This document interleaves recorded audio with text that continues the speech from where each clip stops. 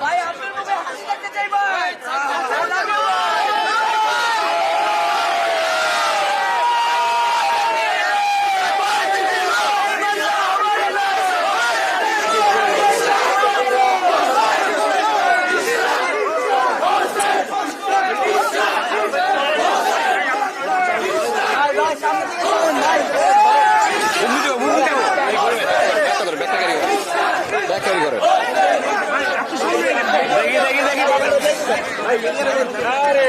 আস্তে আস্তে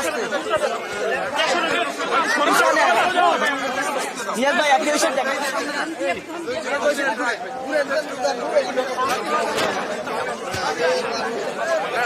আস্তে আস্তে আস্তে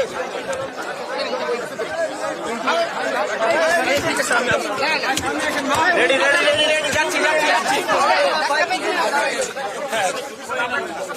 বলেন মানে আপনার এই অনুভূতি আপনি প্রকাশ করেন। আমরা আজকে এই মানে এখন পর্যন্ত আমাদের এই আসনে ৯৯টি কেন্দ্রের ফলাফল আমরা পেয়েছি। আমাদের এখানে ১০০টি কেন্দ্র রয়েছে। এই ৯৯টি কেন্দ্রে সর্বমোট ফলাফল অনুযায়ী আমি প্রায় ২৪,০০০ ভোটে এগিয়ে আছি। সবকিছুর মালিক মহান আল্লাহ তাআলা, সব শুকরিয়া মহান আল্লাহ তাআলার প্রতি। মহান আল্লাহ তাআলার অশেষ রহমত ছিল দেখে আজকে আমরা এখানে বিজয়ের দ্বার প্রান্তে পৌঁছে গিয়েছি।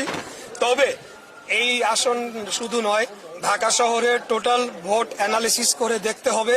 আমরা গতকাল থেকে কিন্তু অনেকগুলা অভিযোগ যে জামাতের প্রার্থীরা তারা টাকা দিয়ে ভোট কেনার চেষ্টা করছে, টাকা দিয়ে প্রশাসনকে কেনার চেষ্টা করছে। সূত্রাপুর থানার জামাতের নায়েবে আমির টাকা বিতরণ করতে গিয়ে সহকারী প্রিজাইডিং অফিসারের সাথে টাকা বিতরণ করতে গিয়ে ধরা পড়েছে এবং 2 দিনের জেলকে তাকে কারাদণ্ড দেওয়া হয়েছে। তো আমাদেরকে এখন গভীরভাবে পর্যালোচনা করতে হবে। এই সরকার বরাবরই আমরা বলে আসছি তারা পক্ষপাতিত্বমূলক আচরণ করছে, জামাত এবং এনসিপির প্রতি তারা পক্ষপাতিত্ব করেছে। এই সরকারের উপরে আমাদের আগে থেকেই আমরা বলে আসছি। তো যাই হোক, আমাদের যে সারা বাংলাদেশে যে ধানের শীষের যে জোয়ার উঠেছে, সেই জোয়ারে বর্তমান সরকার, জামাত, এনসিপি সবাই মিলেও কারচুপি করে আমাদেরকে ঠেকায় রাখতে পারে নাই। আগামী দিনেও পারবে না ইনশাল্লাহ। আমরা ফলাফল পর্যালোচনা করব, কোথায় কোথায় কারচুপি হয়েছে, কিভাবে হয়েছে, বা কোথাও ইঞ্জিনিয়ারিং হয়েছে কিনা। যদি হয়ে থাকে সেটা যাতে ভবিষ্যতে না হয়, আর যদি না হয়ে থাকে তাহলে তো আলহামদুলিল্লাহ। এটি আমি বলতে চাই। ঢাকা 6 ভোটার প্রায় 3 লাখ ছিল, কিন্তু সেই তুলনায় টার্নওভার কিন্তু অনেক কম। মানে Right. সেটার কারণটা কি মনে করেন আপনি? এটার কারণ আমরা মনে করি যে আমাদের যারা প্রতিদ্বন্দ্বী রাজনৈতিক দল তারা বাড়ি বাড়ি গিয়ে একটা ভয়ভীতি প্রদর্শন করেছে। বিশেষ করে মহিলারা বিভিন্ন বাসাবাড়িতে গিয়ে তারা ভয়ভীতি দেখিয়েছে এবং ভোটারদেরকে ভোট কেন্দ্রে আসতে নিরুৎসাহিত করেছে।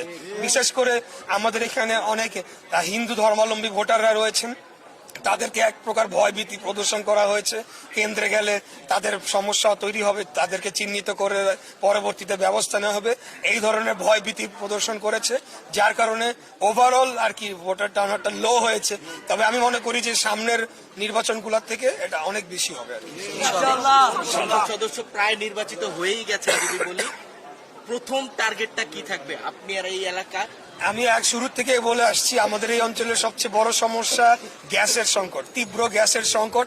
এটাকে আমি অন্তত আমাদের এই এলাকায় 1 নম্বর প্রায়োরিটিতে রেখেছি। দ্রুততম সময়ে গ্যাসের সংকট এবং ওভারঅল আমাদের যে জ্বালানি সংকট রয়েছে দেশে, সেটিকে নিরসনের জন্য আমরা কাজ করব। এটা আমাদের 1 নম্বর প্রায়োরিটি।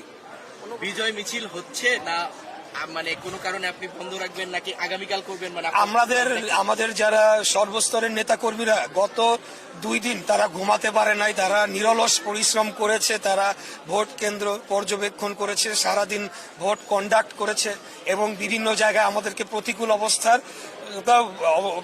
অবস্থার মুখোমুখিও হতে হয়েছে। বিশেষ করে আমরা লক্ষ্য করেছি আজকে যারা প্রশাসনের দায়িত্বে ছিল তার বড় একটা অংশ এবং সর্বপ্রকার আইন শৃঙ্খলা রক্ষাকারী বাহিনী এবং নিরাপত্তা বাহিনীর সদস্যরা বিভিন্ন জায়গায় জামাতের নেতা কর্মীদের পক্ষ অবলম্বন করেছিল, যার কারণে আমাদের নেতা কর্মীরা অত্যন্ত টায়ার্ড, তারা অনেক পরিশ্রম করেছে। তাই আজকে এখন তারা বিশ্রাম নিবে, কালকের থেকে আমাদের বিজয় মিছিল শুরু হবে।